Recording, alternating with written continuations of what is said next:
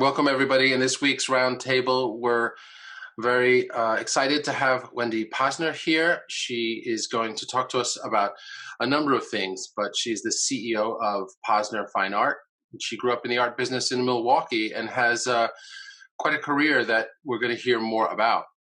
So, Wendy, thanks so much for being here. Welcome aboard. Thank you so much for having me today. I appreciate it. Wendy, I don't hear your. Is it me? I don't hear your voice. Can you hear me now? Yeah, perfect. Okay, terrific. I think it was just because everybody was muted, so I was one of them that was muted as well. So, welcome aboard, and thanks for talking with us today. Tell us a little bit about what you're working with now in terms of, I guess it would be best to define what you've done. You've worked in galleries and also as an art consultant, and that's your business. So perhaps could you outline what your business is? Can you tell us a little bit about what it means to be CEO of Posner Fine Art? Absolutely. Well, thanks so much again for having me as a guest today. I really appreciate it. So I come from a very long history within the art business. My mom actually started in Milwaukee, Wisconsin. She had a gallery there for 37 years. She was one of the largest fine art contemporary galleries in the Midwest at the time that she had her business there. So I was very fortunate to be exposed to art from a very young age. I always said I would never end up in the business, and here I am 30 years later, which is shocking. And I actually, when I started in the fine art industry, I actually started working for other galleries and did not work with my mom at Posner Fine Art when I started my career. I came to Los Angeles after I graduated from Boston University. And my intention actually was at that time to be involved in PR and also advertising.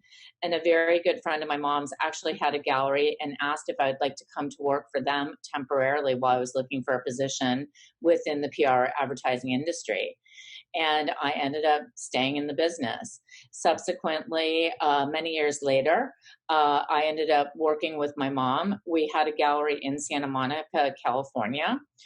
We were there for about 3 years before we decided to go into private art advising.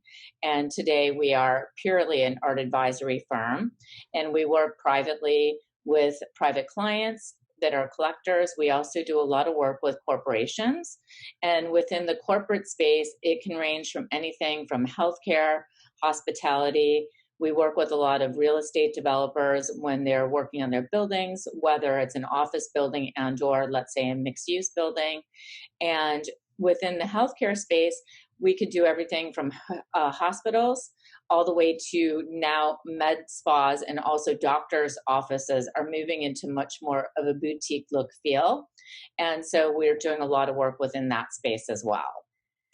Wow, so that's exciting, and it seems like an enormous task. You're, how much of a staff do you have, and how many clients are you working with at one time? It seems like. Well, we are very lean and mean. We currently have 4 employees. Given obviously the situation with COVID, like everybody else, we have been working primarily on a remote basis. Although my creative director, the last couple of weeks, we have been meeting in person, and doing it social distancing. We have been going out to actually visit clients and to do site walkthroughs because unfortunately we need to actually sometimes visit directly the sites, especially if they're under construction. Currently, we have about 20 different projects going. Within that space, we are currently working on 3 hospitality projects. 2 of them are in Hollywood, California, and we're working on a really interesting project for a hotel that's under construction in Saudi Arabia. And then in terms of working with private clients right now, we are assisting with the deacquisition of several collections of clients who are either deceased, and we're working with their family members and or the estates. And we're also working with others that are deacquisition and as they'd like to acquire new works as well for their collections.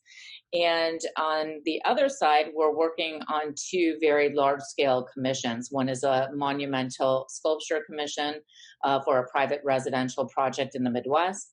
And we're working on a private commission with one of my painters for a project in Palm Springs right now, to name a few.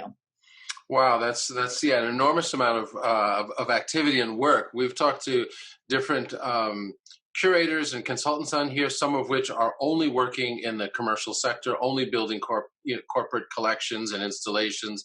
But you seem to be doing all of those things. So to go through a little bit of those, can you tell us a little bit about the hospitality project that you're working on? What does Sure, that entail? How absolutely. many works and what kind of artists are you using for that? Yeah, so the interesting thing was at the sort of onset of COVID, when the shutdown started happening, one of the things that my team and I really spent a lot of time on, uh, probably about the first 3 months actually, really talking to everybody from the blue chip galleries that we work with, all the way down to our art handlers and our art shippers to find out how they were being affected by the current onset of COVID, and especially because our business is global and we're dealing with galleries outside of the United States, in Europe, in Asia, South America. And so we wanted to see sort of how they were being impacted and how they were going to sort of adjust to the new normal. And a big part of, our business really has been predicated over the last 10 years and very focused on the art fair circuit. And as Art Basel in January in Hong Kong came to a screeching halt, even though a lot of the galleries had already shipped of their artwork, we had to start looking at the paradigm of how business was being done was going to change and to sort of look at what those new modalities would be. And in our sort of exploration, what we found was, and I think it's probably shocking to a lot of people, that the hospitality industry was looking at it as an opportunity to refresh their brands. And in doing so, what was going on is that because there was either low occupancy or no occupancy within the hotel spaces, that it became more cost effective for them to look at doing renovations during this period of time. And that's more or less looking at sort of their time cycle, that 2 years from now, it will be hopefully back on track, that people will be traveling again at the same way that they were previously, pre-COVID. And so they want to come back and look new and fresh when that does start happening again. And so thus, that's how our hospitality projects, the two here in Los Angeles, came about. The project that we're working on in Saudi Arabia is actually a very But wait unique a minute, project. before you go to Saudi Arabia, Sure, let's talk a little bit more about that hospitality project so we understand the kind of work you're looking for. sure, Because I absolutely. often think of posters and prints and inexpensive work by artists that are sometimes known or sometimes not known. So in this case of hospitality, and by that I understand we're meaning hotels, um, Right. what kind of work in this particular project are you looking for? What kind of artists? What kind So of what's content? what's really interesting is that the hotel brands have been really changing. Where before, let's say it was a Hilton, a Marriott, a Holiday Inn, they used to be cookie cutter. So they would buy basically the same art for all of their properties, so that when you walked in, you knew it was a Holiday Inn or you knew that it was a Marriott or a Hilton. What's happened, recently is that each of the properties are now becoming much more bespoke. They're hiring different interior design firms within the different cities and or countries to create a unique look for each property. So I would say that a brand like a Kimpton or a Montage, Pendry, if you go to those properties, they're very local oriented and or they have a very unique feel because they're not doing them cookie cutter anymore. So in terms of then the art is really reflected in that space as well. For both of the projects that we're working on here, we're primarily focused on the public spaces. And in working with the designers and architects of the property, they're looking for higher end art for those public areas. It could be something that's a site specific commission. We're doing everything from wall sculpture, photography. We're doing fiber arts. Some of them are neon and or light. Some are interactive pieces. So depending upon which part of the lobby and or let's say you're going into the elevator bays or hallways, restrooms, those are sort of the areas that we're primarily focused on. for the actual art that goes into the hotel rooms, usually there's like 3 or 4 different room types depending upon price point. You have like a standard room, a queen, a deluxe, you have suites. And so there's different kinds of artwork that will go in those spaces as well. And we're seeing much more of the art actually being integrated into the actual design. So it could be through wall covering as opposed to having wall art or framed art hanging on the wall that would be leading towards what you were saying about posters or inexpensive prints, things that were more cost effective. Previously, for room art, they would do probably 2 pieces per room framed, and that would be cookie cutter, and it would be stuff that was very inexpensive, anywhere from, let's say, $100 to $200 per piece, but you're looking at volume depending upon the number of rooms of the hotel. And now they're actually utilizing art in the design of the headboards. It could be something that's backlit as a architectural or a design element. And so we'll commission our artists to do unique works for those types of properties as well in that capacity. That's exciting to hear about and to articulate. So 2 things. One, it sounds like business isn't slowing down for you. Art is selling in terms of hotels renovating and using original work, commissioned work, as well as prints and photographs. Is that the case at this point? Absolutely. And I mean, I have to tell you that we honestly were quite shocked. We really felt that we're in a luxury business. You know, art is not a necessity. And we thought that with the onset of COVID and depending upon the duration and the matter of economics globally, that our business would have come to a halt. You know, and so within that, we were really going back to the research and, you know, talking to a lot of people, looking at what are some of the new modalities that we could incorporate art into different projects and how could we move forward in promoting our artists within this time and being very sensitive as well in terms of presentation of work.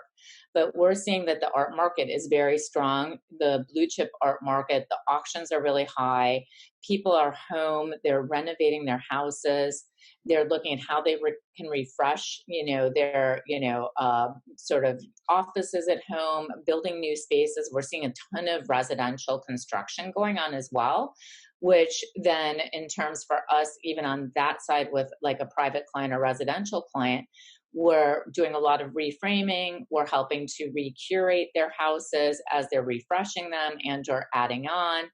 And the, real estate market too, in terms of sales, we're seeing our clients are upsizing and or moving out of the city and moving into the suburbs. And so with that, we're also doing a lot of coordination with art handling and installation.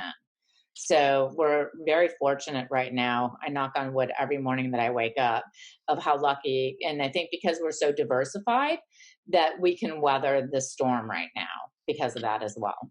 That's great to hear. And as are, of course, all the artists that you're working with are also selling and doing well through you. So to talk a little bit about that process, because you're saying this isn't a cookie cutter process, even with hospitals. I mean, not hospitals, but hospitality industry. Right. Using different rooms in a kind of boutique style and more upscale work. How do you work with artists? I guess 2 questions there. How do you find the artists that you want to work with, and how much do the artists get paid and when work is sold to corporate Sure. or private interests? Absolutely. So obviously with, the fact of, social media has really changed our business quite significantly. Through social media, we're constantly looking at artists' work, that is online, whether it's on Instagram, through Pinterest. But we also have a lot of artists that are following us and they'll submit their work to us for review. They'll send us their website. And because of the, broad variety of what kinds of projects we work on, we keep really extensive sort of Rolodex, I should say, for lack of a better word, where we can go in and we can search through our database. And if I'm looking for outdoor sculpture, I'm looking for an artist who does glass, I'm looking for somebody who does neon, I'm doing something that maybe is interactive, that we have a way of cataloging and keeping track of our database to be able to go and do those refined searches when we're working on each of our projects. And in terms of with working with our artists, we work very similarly to a gallery because of having come out of the gallery space. We also spend a lot of time promoting our artists' work. And so we work with our artists still on a 50-50 basis, like a gallery would. So dependent upon that artist and type of work that they do, obviously what they make will vary depending upon the medium size, what level, whether they're an emerging artist, a mid-career. And then, of course, the blue chip market is a completely different animal. The blue chip market, we work a lot within the secondary market where we're deacquisitioning, where we're buying, we're selling. And so for that, we work with the different high-end blue chip galleries and the fine art publishers within that space globally. Thanks so much for articulating that so well. And so that's exciting to hear about how you work with artists and how you move forward with that. And especially, I know of interest to a lot of the artists here, because you're talking to a lot of artists. You talk about artists sending you their website and following you on Instagram. But how do they submit work to you so that it gets put into your database and cataloged correctly, which would seem to be of interest right to you and them? How is work submitted, and do they go through? Are there forms that they fill out so they can tell you, yeah, this is interactive or not, or this is site specific or whatever it is? We have on our website, we have a link, a form where an artist can submit for consideration. We do just receive a lot of emails from artists who are info@posnerfineart.com email. And usually it'll be an introductory email about the artist themselves, about their work. They may include some images within the email, along with a link to their website or their social media for us to be able to look at. I do have to say, quite honestly, because we're so busy, we are a little bit behind within doing artist reviews from the submissions that we get. When we had a formal gallery, we had once a month where we would actually sit down and do artist reviews. Because of the amount of work we currently have going on, we have not been able to focus as much on that at the moment as we would normally. Because right now we've got to keep running as fast as we can because we have no idea what's going to happen with the economy as the elections are coming up. And so we're trying to pack in as much right now as possible, but we're always looking, and if it's something of interest, we'll reach back out to the artist. We'll set up a conference call with them. We'll do additional review. If the artist is somewhere local or somewhere that we travel to, we do a lot of artist studio visits as well. Because we're always looking for the diamond in the rough. We're looking for something that's new and exciting, and we want to keep our database and our options as vast as possible, just due to the sheer fact that we work in such a diversified range. Sure, sure. And do you do Zoom studio visits now? Is that happening as well? We're doing a lot of that. Yeah, that's a great way too. Yeah, and I think that everybody's getting much more comfortable with that. Last week, we actually, myself and one of my artists, we did an Instagram live event where she was actually on site on a location where she was walking and showing her actual artwork in situ. And so it's similar to like doing a studio visit. And I think people are becoming more comfortable with some of the platforms that are popping up outside of Zoom as well. Even doing virtual online exhibition programming where we do go and visit artists' work that way too. That's exciting. And I want to hear about the projects in Saudi Arabia. And before we move on to that question, just to make clear, because there's some questions coming in to fill out the form on your website. It is, you go to the website rather than sending an email to you directly or info, it's going to the website. Is that correct? Yeah, you could do it either to info@posnerfineart.com and just send a direct, say, hey, I saw you today as part of this webinar that we were doing. I'd love to present my work, and give background information, whatever links. The other way too is that a lot of artists will share Dropbox folders with us with a selection of their work. We would love to see if you've got a CV, any biographical information, if you have articles that were written, anything that will give us a better sense of who you are as an artist and your practice. It helps us also in filtering and being able to do the review. Okay, that's really helpful. And is there a preferred way of seeing things? A Dropbox sounds really convenient.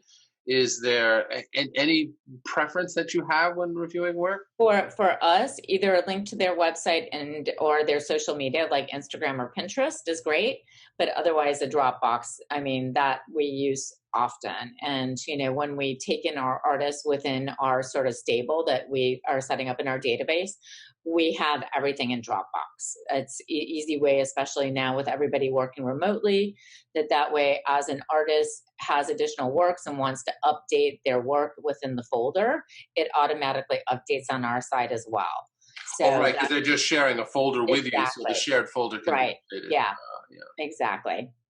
that makes sense. So let's hear about the project in Saudi Arabia. I don't know if that was Dubai or where that was, but it Yeah, sounds exciting. actually it's in Riyadh.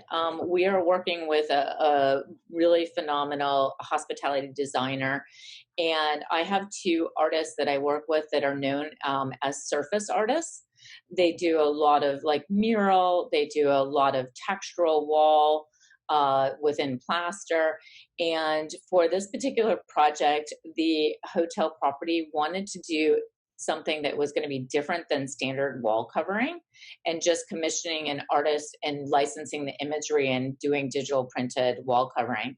So we are actually working with my two artists and are working with an incredible fabricator and process that is done out of recycled materials, where we are actually doing dimensional wall covering. So it's sculptural, and it's Wow. for 209 rooms for the hotel. And the wall covering, because it's recycled and sustainable, that's a real, huge thing right now that a lot of the hospitality projects are really interested in incorporating. Also, it has to be something that is fire rated. And so this particular product is fire rated for hospitality. And also it can be cleaned. With the COVID situation, materials within hotels, restaurants, even hospitals, everything has to be bleach cleanable or cleanable with certain kinds of products. And the particular process that we're using to do the dimensional wall covering is something that we can actually have cleaned as well. So That's it's a very exciting, that's really very exciting. exciting That's project. kind of a massive project, right? That's and very unusual. It's very unusual. It's really exciting. And, for us, one of the things that we love to do with our artists is even an exploration of materials and fabrication. And so, unlike other art advisors, we have this wealth of information, knowledge, and resources in terms of different kinds of fabrication that we may push an artist to try something they've never done before. For example, I've got one of my artists, she's a really fabulous contemporary photographer, and you can see the piece behind me in my Zoom background. The piece that's on the wall that's with the blue and the orbs is actually a large scale photographic print. But we are now working together on a concept she had for creating an outdoor sculpture that's a monumental sculpture that is actually going to be out of a material that she's never worked in before. And so it's great to be able to develop, with our artists, these new opportunities to try different things and to move out of their traditional comfort zone. And so, it's great to be able to, work with that as well. That's so interesting to hear and exciting. So I think one of the last question here really is there's one other element, of course, that you work with, which is building personal collections, and you touched on that before with COVID and people moving to the suburbs and expanding their homes. That's a slightly different angle than obviously hospitality and commission projects and outdoor projects. In this case, are you working only with blue chip artists to build major collections, or are you also working with lesser known artists? We do both. So, you have to look at, first of all, when you're starting, let's say, with a first time collector, somebody who really has not been exposed to art. They may have a certain level of comfort in terms of what they feel that they can spend on an investment in a work.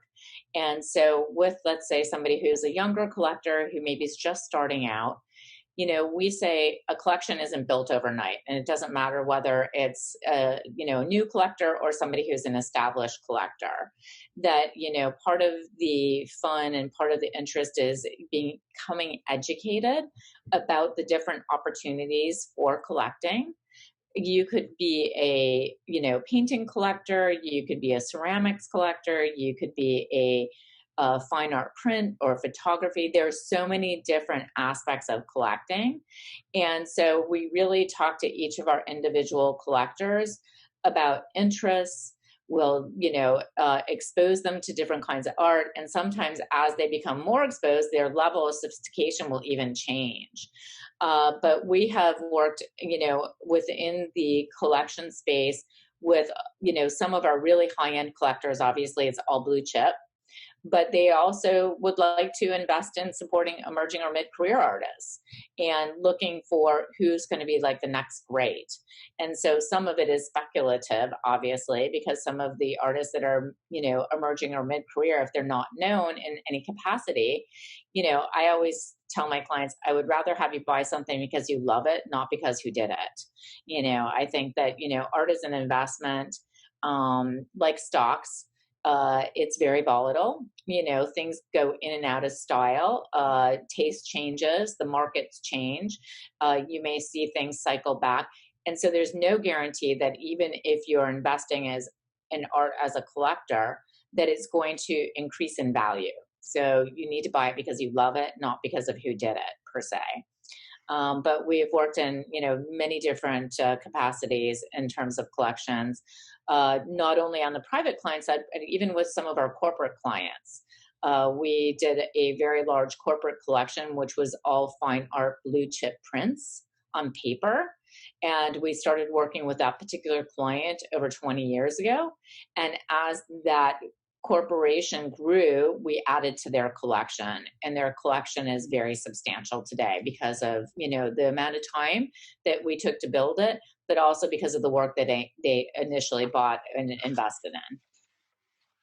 Wendy, thank you. It's so exciting to talk to you about all of this. So the last question I think we have here, and people are asking who the print is, and is it Nicole Landau on your? It is. Yes. Yeah. And so the question was, how do you define a mid-career artist? Is there? It seems that might be a different definition for everybody. You talked about emerging and mid-career, and then of course blue chip. Or how do you define mid-career? Well, I mean, I look at somebody who's mid-career who has had some sort of track record. Depending upon whether they're in group exhibitions, potentially maybe some smaller museum exhibition programming. But somebody whose work has been collected to a certain part and isn't just starting fresh out of, let's say, art school, that's completely unknown. So their work may be known. They may not be known on the international arena level. They may be local, but who has some sort of background track record. And mid-career isn't necessarily just age. Some people look at mid-career artists based on age, but it's not necessarily that way, because there are some artists who've started very young. And so when we would consider them to be, mid-career, they're still really young, so it really depends. And I think the market has changed very different. It's very different now too, in terms of that kind of identifier. Especially because I think that we're seeing so much creativity coming out of younger generations, and they are the best marketers ever of their own work and collaborations. And so we're seeing some really exciting things happening right now within, even the emerging market. Thanks so much, Wendy. It's really been a pleasure talking with you today. Before we go, I'll just ask you an open question. There are a lot of artists here that I'm sure are very enthused and excited about your talk and how you work. We've talked with different art consultants. Everybody seems to work differently, as well as curators. Such a variety of ways of working. Though everyone here might be preparing their Dropbox folders now, is there anything in general you want to say to the artists here? Because it's exciting to hear that you're selling work and things are moving along. Is there any thought you want to leave us on at all? I think from, someone like myself, one of the things is that I'm very transparent with my artists. My artists are my partners. and you want to be working with somebody who's going to be in partnership with you, and to be able to traverse and to be able to give advice and to be able to do the exploration, and the promotion of the work.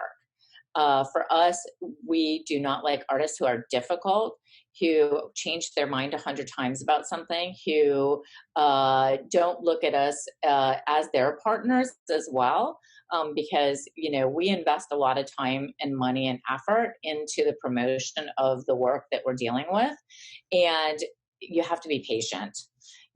We have cycles within our industry like any other. And right now, of course, none of it makes any sense, anyways. And so it's a really interesting time, to be navigating this. And I think that you just have to keep creating, keep utilizing this strange time to your benefit. There are a lot of artists who are completely paralyzed at the moment when they could have had the last 6-7 months really as an opportunity to explore new things. And you have to constantly be growing and also just looking. As an artist like myself, I'm always looking, and I'm looking at everything from art, fashion. I'm looking at things that have to do with culture, because to me right now, so much of it is becoming much more integrated, and there's a lot of intersections between all of those other industries, that there are other ways to be successful as an artist, not just traditional artwork. Thank you. Are you also an artist too? I studied it. I started in painting, drawing, and sculpting, and I ended up going into communications and doing advertising and PR. I definitely am much better at selling it than I am at doing it. Wendy, we're really grateful to have you here today. Thank you so much for your time and for your work. I'm sure you'll hear from Well, thank you someone. so much. I appreciate it. And to all of the artists that are, participating today, you can always reach out if you've got questions, if you just, need feedback, if you need some guidance or direction. We do quite a bit of that as well. We're always happy to, be able to respond and try and assist in any way that we can to help you become successful. Thank you so much, Wendy. Really grateful for your time today. And for now, have a wonderful day. Thanks Terrific. again. Thank you, everybody. Thank you so much. I appreciate it. Wonderful. Thank you. Bye for now. Take care.